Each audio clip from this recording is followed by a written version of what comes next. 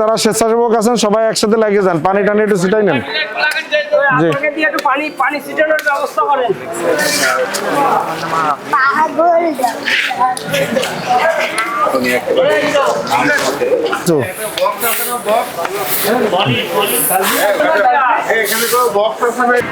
আমরা আমাদের নির্বাচনী কাজের সময় আমার একটা ওয়াদা ছিল যে ময়লা আবর্জনা পৌরসভার যেখানে স্তূপ করা হয় সেখানের যে দুর্গন্ধ সেটা নিবারণের কি করা যায়, এটা নিয়ে একটা বড় পরিকল্পনা আছে, এটা অর্থ বছরের যে প্রকল্প তার মধ্যে আমরা উন্নয়ন প্রকল্পের মধ্যে আমরা এই কাজটিকে সন্নিবেশিত করে কিভাবে সেটা বাস্তবায়ন করব সেটা তখনের বিষয়। কিন্তু রমজান মাসকে কেন্দ্র করে এখানে আমাদের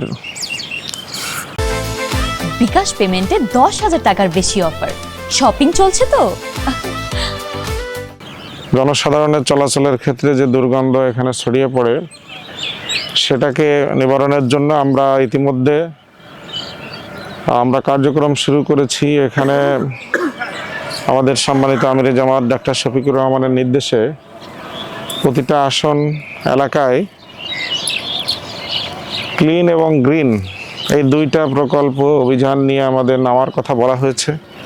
তা আমরা সেই ক্লিন প্রজেক্টে আপাতত আছি, যে আমাদের আসনের বিভিন্ন জায়গায় যেখানে ময়লা আবর্জনা স্তূপ সমস্যা আছে সেগুলো আমরা কিভাবে নিবারণ করা যায়, মানুষের গন্ধের হাত থেকে দুর্গন্ধের হাত থেকে মানুষকে বাঁচানো যায় সেটার ব্যাপারে আমরা কাজ শুরু করেছি। আমরা করব না এবং যারা আমাদের সাথে আছে কাউকে করতে দেব না, আমরা সহযোগিতা করব, তিনি যেন না করে। কারণ মানুষ কত খাইতে পারে বলেন তো?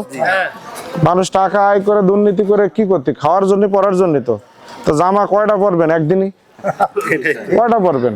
খাবেন কি? যারা টাকা আয় করে, যারা বেশি টাকা আয় করে নিছে, আমি তো খাইতে দেই না কেউ রে।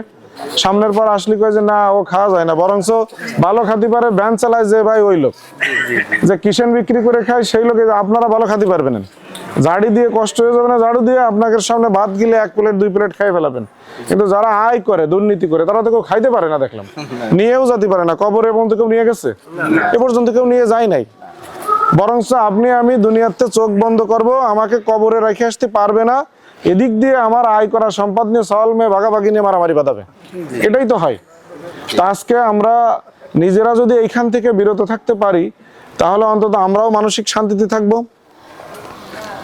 আমরা যারা আছি জনগণকেও শান্তি দিতে পারবো, স্বস্তিতে রাখতে পারবো, ঠিক কিনা? এই জায়গাটা আমরা ঠিক রাখতে চাই ইনশাল্লাহ। সবাই মিলে উদ্যোগ নিলে এটা হয়ে যাবে। আমি যদি আপনাদের পাশে পুলিশ লাগাই, র্যাব লাগাই, বিডিআর লাগাই, আপনারা কাজে ফাঁকি দিচ্ছেন কিনা এটা কি ধরতে পারবে কেউ? কিন্তু আপনার যদি ভয় থাকে যে আজকে রোজার সময় কার ভয়ে খান না, পানি খান না, দিনের বেলা বাথরুমের মধ্যে ঢুকে পানি খান না, কেউ দেখে নাকি ওখানে? হ্যাঁ, কে দেখে বলেন তো? আল্লাহ দেখে, তাই পানি খান না। দুনিয়ার কোনো লোক কি দেখে না? কার ভয়ে খান না? আল্লাহর ভয়ে। গোপনে যে সময় একটা অন্যায় কাজ করতে যাব, যে সময় একটা মানুষের হক নষ্ট করতে যাব, যখন মানুষের কোনো সম্পদকে অবৈধভাবে আমি নিজে কুক্ষিগত করতে যাব,